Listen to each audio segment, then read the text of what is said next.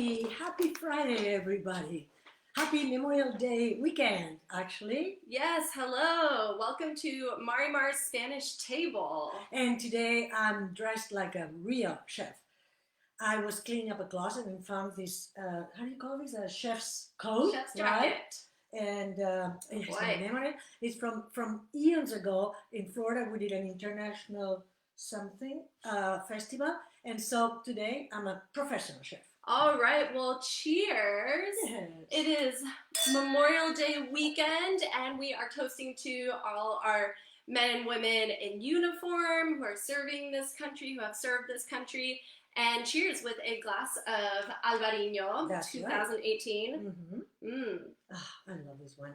It's just so floral and so fresh and crisp and okay, I drink it. So we thought that it would be fun to share some tapas from my mom's cookbooks, and for Memorial Day weekend, maybe you're entertaining. Some states are opening up. Maybe you're getting together with your family. Either way, we hope that you enjoy these recipes and ask questions as we go along. And the links to the recipe and the wines are in the sidebar. And yeah, come join us and pop open a glass of wine and to join. Okay, so the tapas we're going to have is a tortilla. How do you call it now? Tortilla Española. Okay. Now that translates as Spanish omelet, but it has nothing to do with the Spanish omelets that you get in breakfast places, brunch places that have pimentos and tomatoes. This is really a potato and onion omelet, but it's the classic Tortilla Española. And it's, I've been eating it, of course, all my life. And you find it all over Spain, especially in tapas bars. And essentially, it's potatoes, right, which have been sliced. What I do is that I cut them in strips, and then I put them in the food processor, and they go bzzz, and you get them like that. Okay, and then also onions, which are here, they're sliced, and again sliced in the food processor, and then eggs, which actually are fresh from our chickens this morning. They still have a little bit of straw here, and olive oil, and that's it, kid. And how is Tortilla Española served in Spain? Oh boy, every single way you want. And as a kid, I remember so much that when I was really small, my parents had just built our summer home in Sitges, south of Barcelona. It was a beautiful home. And so, but in those days, we worked on Saturdays. So we would go on Sundays to Sitges. So we would pack the lunch, eat there, and then come back to Barcelona. And of course, there were no freeways. It was really like not great Sundays memories. But I remember that we always took tortilla patatas because the cook had made it the day before. And so, I frankly like it better made the same day and, if possible, warm. But yeah. But it's served in tapas bars, in wedges, or in little squares. With a toothpick as a pincho, and it's served also very typical as a sandwich. In Spain, it's very typical. That's right. Bars, any kind of cafe or bar will always sell just like baguette with like pan con tomate with tortilla, and just this sandwich that is a normal baguette and with all sorts of things, with jamón serrano. So that's what we will do. We will have the tortilla española with pan con tomate, which also has some kind of a story, right? So pan con tomate is bread with tomato, and is also a very classic tapa. These are quintessential. They're everywhere in Spain. But these days, pan con tomate or bread with tomato. Let's make the tortilla de patata. Yeah, okay. So what I'm going to do, I'm going to put the olive oil here, and I'm going to, in one pan, and I'm going to saute the potatoes here. And meanwhile, you can talk about the Albariño. How's that? All right. So the 2018 Albariño, this is a grape from Galicia, from northwest Spain, a much cooler region, more rain than in the rest of Spain, and Albariño is able to withstand that rain, the fungal disease pressure that you get with more rain and humidity. And so this is a grape, well, we planted it, our first vintage was in 2010, and this is a very, very aromatic grape. It is, I'm getting stone fruit and citrus. Really bright acidity, and a bit more, you get a bit more sunshine in this wine than in a typical Galician or Rías Baixas Albariño. Also in Galicia, what they do is they have the grapes on a trellis overhead as a pergola. And so this is done because of that increased rainfall and humidity. It's right on the Atlantic, Rías Baixas, where these grapes are grown. And so the pergola allows for that airflow between the grapes and the soil. So that really lessens the risk of fungal disease. Mm-hmm. So, while I have another another sip of Albariño, guess what? The potatoes, which will take quite a while, have been magically done, right? So here you have they're crispy, fried, and they look ready to eat to me. Yeah, and there was some salt on them, and they really, I mean, I had been snacking on them, I have to tell you that. So you add the salt to the potatoes, yes, and the pepper. And this is what the onions should look like. So really low heat. So the onions are sauteing for how long? About half an hour or so. Until they're... No, I'm sorry. The potatoes take 20 to 30 minutes. It depends on the kitchen. But that's what they have to look like. Oops. You know, really, really nice and cooked. Very nicely cooked. And then we have beaten the eggs here, okay? And we're going to put the salt and pepper, the onion, and the potatoes, just like that. I'm very tempted to snack on some of those crispy potatoes. Yeah, get out of here. Stay away. I'm the new Bonnie. Bonita, our dog, is the food thief of the house. You gotta always be very, very careful. And she learned her stealthy ways from the first Chico, who passed away almost 2 years ago. And boy, she learned her ways from him. So, and then what we're going to do, we're going to just mix it up with the eggs. Thank you. And so the potatoes are really crisp, and that's why I had them on top of a paper towel so that they retain the crispness and they're not soggy or with too much oil, right? So that's, let me get another thing. We've got, okay, a shout out to some wonderful, we love to hear that you are watching, that you have joined us. Camille Townsend, Camille and Ward, love you so much, and Eve and Dean, Robin Hollibird, and Deborah Ramos, who tunes in every week. Thank you for tuning in, Deborah. We love you. And Samuel Way, a brand new club member, who has joined the family, Club Marimar, all the way from Minnesota. And he is a wine educator. So thank you guys for joining us. And so fun to have you. He got us another club member. You know that if you sponsor somebody as a club member, you get a magnum of Chardonnay, or I don't know if we have any Pinot Noirs, but Chardonnay for sure. Oh boy, that's quite a referral perk. Yep.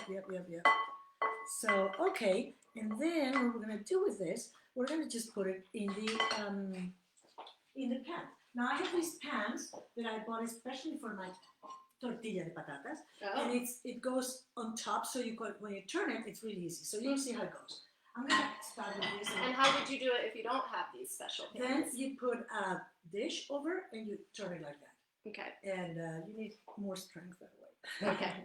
So I'm going to put some olive oil here. Okay. And let's move on to our second wine. This is our Rosaleda Rosé. So Rosaleda means rose garden, and this is our first rosé. We only started producing it in 2017 was the first vintage, and this is the 2018. This is 100% Pinot Noir from the Sonoma Coast, from our Sonoma Coast vineyard. Here you go. The chef deserves, Mom deserves it much more than I do. It's been a tough week. Every Friday I say it's been a tough week. It's like a broken record. These are tricky times for sure. They are long days, but with a glass of rosé, it's a strawberries. Huh? It's just smell strawberries. It's really wild good. Strawberries and rose petal. Oh yeah, it's beautiful. I love my wines. You know, I would say the beautiful thing about our business is that I can make the wines that I like to drink. And hopefully these are the wines you like to drink too, because that's what we're going to be making until I die. Okay? And this is a wine that's made we directly press whole clusters of Pinot Noir before fermentation, when the fruit comes into the cellar.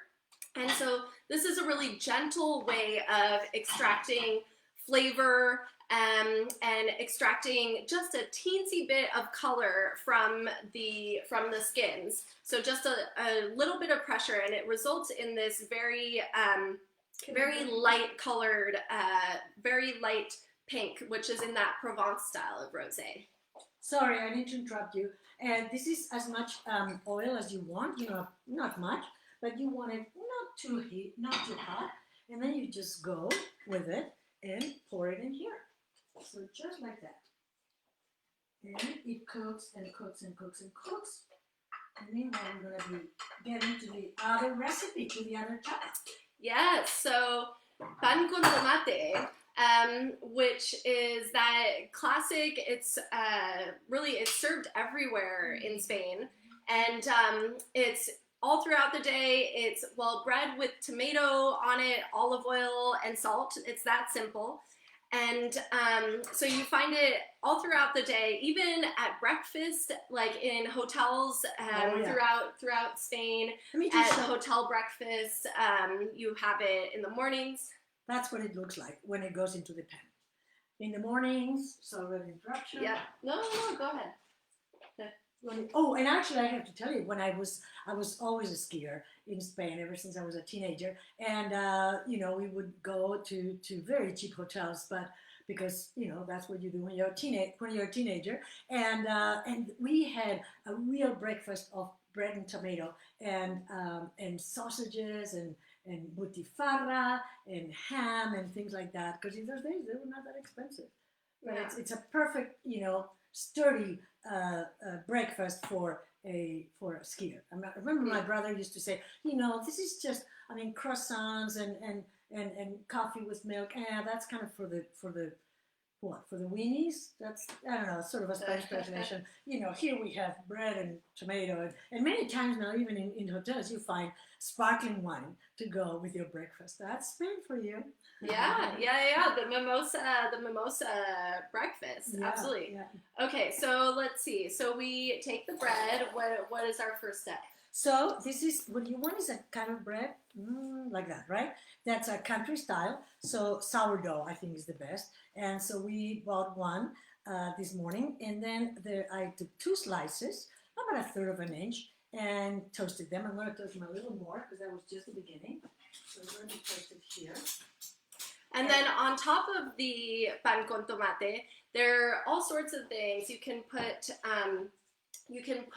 what's typical is sausage, local sausages, jamón serrano, that wonderful thing that...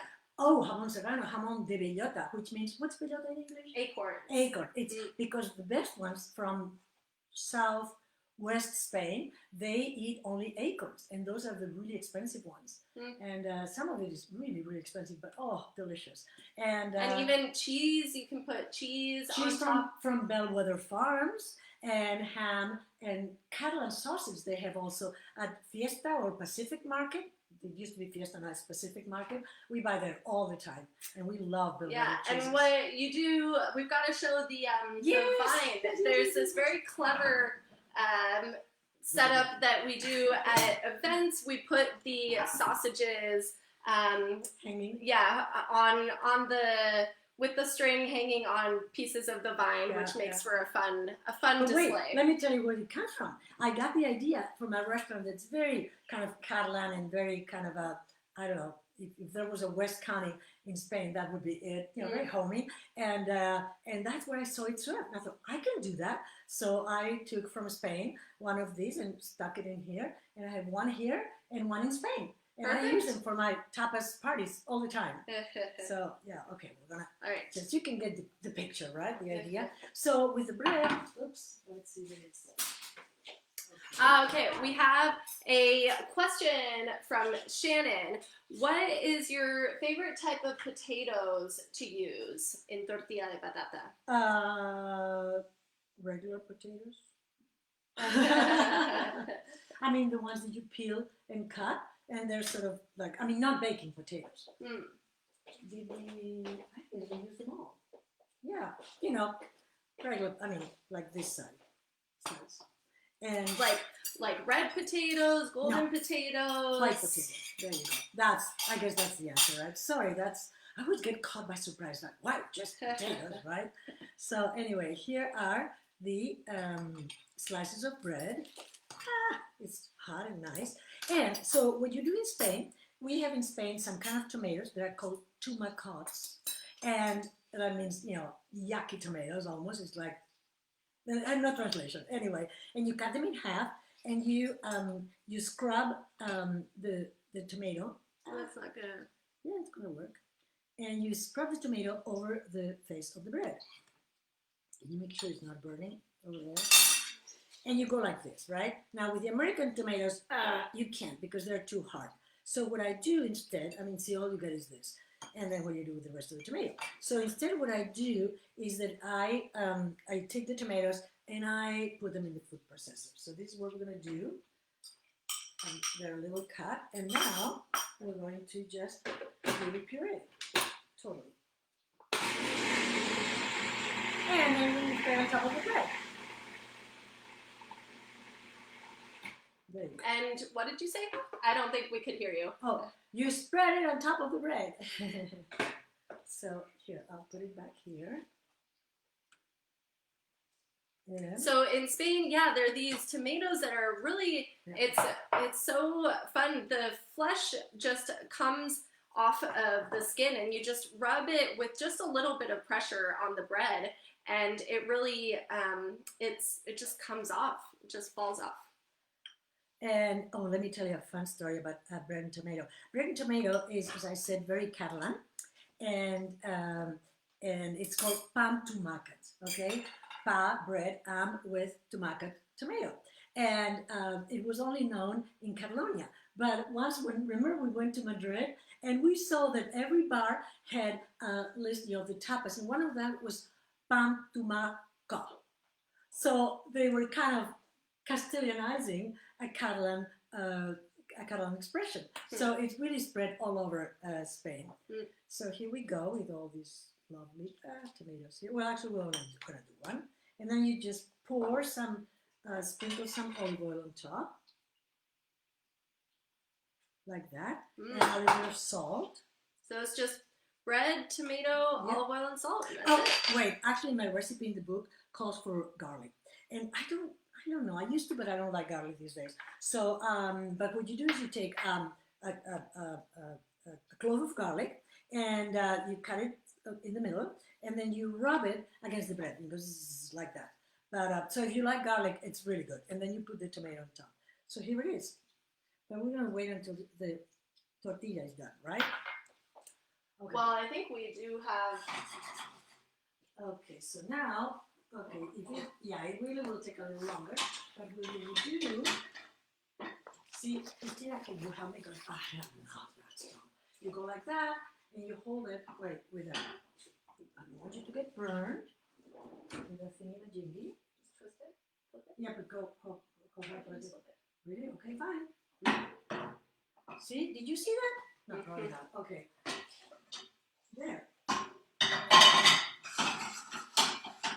So that's what it looks like now. See, it's cooked on one side, and now it will cook by itself on the other. There we go. There we go.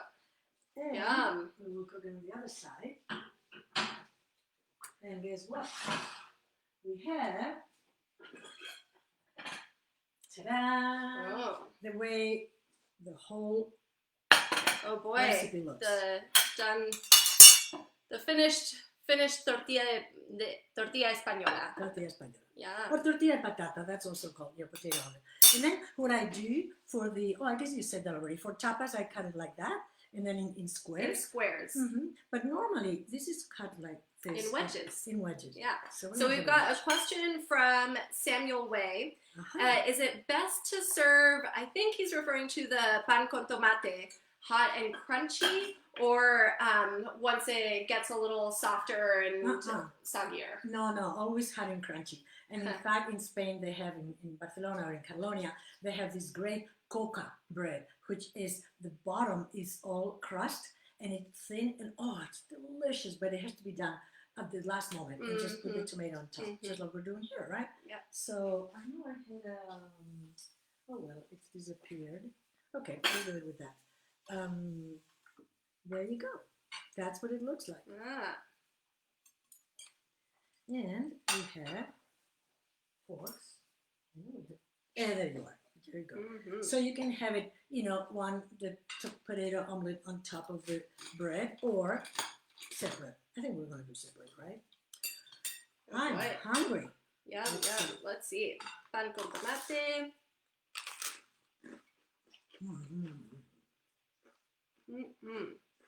I'm going to try the tortilla. I made this tortilla earlier on, so it still is. It's so good. Now, we have to decide whether we like it better with the Albariño or with the Rosé, right? Let's see. That's the fun part. And these are really just pantry staples that you can use for these recipes. Just with some tomatoes, really the only fresh ingredient. So hopefully you can whip these up and try them at home. Okay, I do like it with the Albariño. So I need another bite. And we hope that everyone is staying safe and healthy during these tricky times. And if you are going out and enjoying the beautiful weather that we're still maintaining social distancing and able to enjoy this beautiful long weekend. I don't know, maybe I like it better with the Albariño, but then the bread and tomato with the Rosé. Oh well, I think I like both. Yeah. Oh, one thing I do with the potato omelet is that I make it in the morning if it's for lunch or for dinner, and then let it cool off, and then it cuts much better. It's much easier to cut. And then just before serving it, just warm it back up in the oven, and it's really much better. And it's perfect for a picnic, to go out and about for Memorial Day weekend now in the summer. And and it's absolutely, tapas are finger food, so very much just like that. Well, I think that just about means we're wrapping up. Well, we hope you have a fantastic weekend. Again, we're drinking our 2018 Albariño and 2018 Rosaleda Rosé. And next week we will be making lamb with pears, caramelized pears, and a cream or pear brandy sauce. So you get that spring lamb and pairing with some of our Pinot Noirs, our La Masia Pinot Noir and our Earthquake Pinot Noir, Earthquake Block. And you'll find these recipes and the links to the wines in the sidebar. And we hope that you have a wonderful long weekend. And that lamb is a homemade recipe. You'll love it. You'll love it. So cheers. Have a wonderful weekend. Cheers. I like the rosé with this, with the tomato.